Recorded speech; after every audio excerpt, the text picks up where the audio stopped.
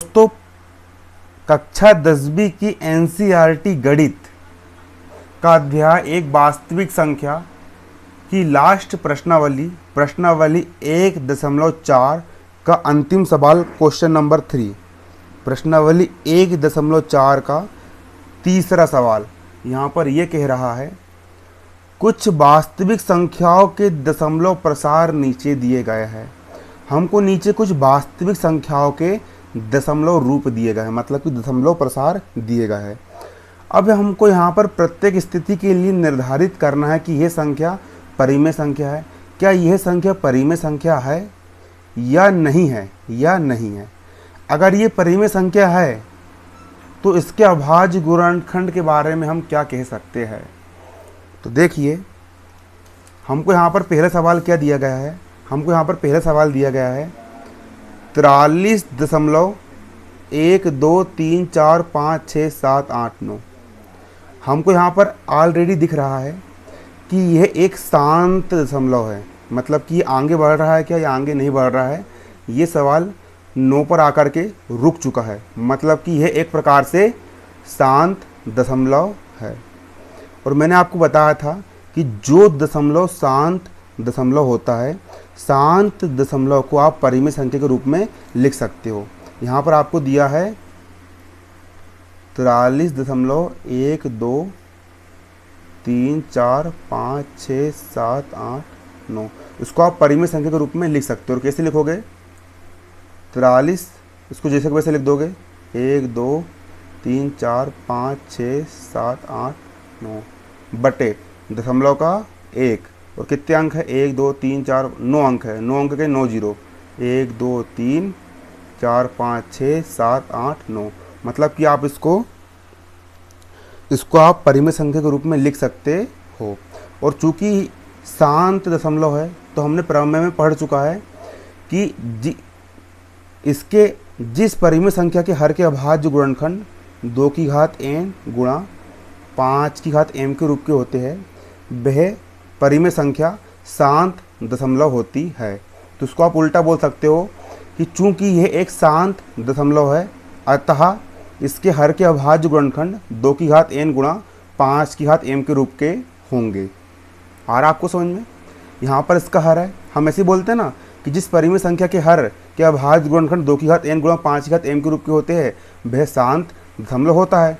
अब ये शांत दशमलव है, मतलब कि इसके हर के अभाज्य गुणनखंड 2 की घात n गुणा 5 की घात m के रूप के होंगे। देखिए, चूँकि संख्या 43.1 2 3 4 5 6 7 8 9 में दशमलव प्रसार शांत है। आगे बढ़ रहा है कि नहीं बढ़ रहा, मतलब कि ये कैसा है? शांत है। अतः ये परिमेय संख्या है तथा इसे p/q के रूप में व्यक्त कर सकते हैं। और इसको p/q के रूप में व्यक्त करने पर इसका जो हर आएगा, हर जो q आएगा, उसके अभाज्य गुणनखंड 2 की घात n गुणा 5 की घात m के रूप के होंगे। क्लियर?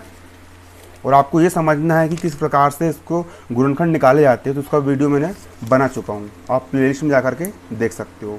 पूरा कोर्स है 10वीं गणित का ना। अब अगला सवाल क्या कह रहा है? अगला सवाल है हमारा 0.120 120 1200 1200 1240 और ये आगे बढ़ते जा रहा है। इसका मतलब ये है कि ना तो यहाँ पर संख्याएं रिपीट हो रही है। संख्या रिपीट हो रही है क्या? नहीं हो रही है। मतलब कि ऐसा भी नहीं कि 120 120 120 120 इस प्रकार से आए। यहाँ पर पहले 120, फिर 12, फिर 12,000, फिर 1,20,000, फिर 12 लाख आएगा। मतलब कि यहाँ पर संख्या रिपीट नहीं हो रही है, ये अनंत तक आगे बढ़ते जाएगी, है ना। तो चूँकि संख्या 0.120 1200 1200 1240 में दशमलव प्रसार अशांत है। कैसा है? अशांत है। अशांत है मतलब कि शांत हो रहा है कि नहीं हो रहा है, ये अशांत है। और चूंकि इसका दशमलव प्रसार अशांत है तो इसको हम भिन्न के रूप में नहीं लिख सकते। इसको हम p/q के रूप में नहीं लिख सकते। इसको हम p/q के रूप में नहीं लिख सकते।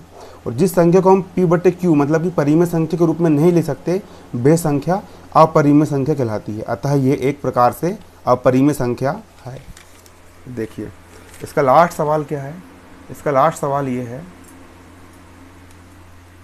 43.1 1 2 3 4 5 6 7 8 9 के ऊपर यहाँ पर लगा है बार। बार का मतलब ये होता है कि बार बार रिपीट होगा। फिर से 1 2 3 4 5 7 8 9, 1 2 3 4 5 6 7 8 9, ये आगे बढ़ते आएगा 1 2 3 4 5 6 7 8 9। मतलब कि यहाँ पर ये संख्या बार बार रिपीट होगी, इसलिए हम इसके ऊपर बार का चिन्ह लगा देते हैं। अब जिस संख्या के ऊपर बार का चिन्ह लगा होता है ना, उसको हम अशांत आवर्ती दशमलव कहते हैं। उसको हम क्या कहते हैं? उसको हम कहते हैं अशांत आवर्ती दशमलव। मतलब कि शांत तो नहीं होगा, ये आगे बढ़ते रहेगा, लेकिन बार बार इसका रेपिटेशन हो रहा है, मतलब कि आवर्त के रूप में आ रहा है बार बार। 1 2 3 4 5 6 7 8 9, फिर जाएगा 1 2 3 4 5 6 7 8 9, फिर 1 2 3 4 5 6 7 8 9। इस प्रकार से बार बार ये रिपीट होता रहेगा, है ना। तो वही लिखेंगे हम यहाँ पर, चूँकि संख्या 43.1 2 3 4 5 6 7 8 9 में दशमलव प्रसार अशांत आवर्ती है। अशांत है मतलब कि आगे तो बढ़ेगा लेकिन आवर्ती भी है, मतलब कि कोई भी संख्या रिपीट होगी, 1 से लेकर के 9 तक की संख्या रिपीट होगी, है ना। अतः इससे परिमेय संख्या के रूप में व्यक्त कर सकते हैं। अशांत आवर्ती दशमलव को हम परिमेय संख्या के रूप में लिख सकते हैं। उसके नियम होते हैं, उसको आप व्यक्त कर सकते हो, है ना, व्यक्त कर सकते हो, P/Q के रूप में लिख सकते हो। बस यहाँ पर इतना होता है कि मैंने आपको इसके पहले वाले सवाल, इसके पिछले वीडियो में बताया था कि अशांत आवर्ती दशमलव के जो अभाज्य गुणनखंड जो होते हैं, उसका जो हर जो Q होता है ना, हर जो Q होता है ना, इसका जो हर Q होता है ना, इसको हम परिमेय संख्या P/Q के रूप में व्यक्त कर सकते हैं। तथा इसमें हर Q, हर इसका जो Q है, हर Q के अभाज्य गुणनखंड में 2 की घात m गुणा 5 की घात n के अतिरिक्त कोई अन्य गुणनखंड भी होगा। मतलब कि 2 और 5 तो रहेगा ही, ये हो भी सकते और नहीं भी हो सकते, लेकिन इनके अलावा कोई अन्य गुणनखंड भी होगा, है ना। तो इस प्रकार से हम इसकी जांच करते हैं। मैंने आपको बताया था कि यदि कोई परिमेय संख्या है P/Q, यदि इसका हर के अभाज्य गुणनखंड 2 की घात n गुणा 5 की घात m के रूप के होते हैं तो इसका दशमलव प्रसार शांत होगा। और अगर इसके अतिरिक्त कोई अन्य संख्या आ गई, 3 आ गया या फिर 13 आ गया, तो इसका दशमलव प्रसार अशांत आवर्ती होता है ना। ठीक, उम्मीद करता हूँ आपको समझ में आ गया होगा। धन्यवाद। जय हिंद, जय भारत।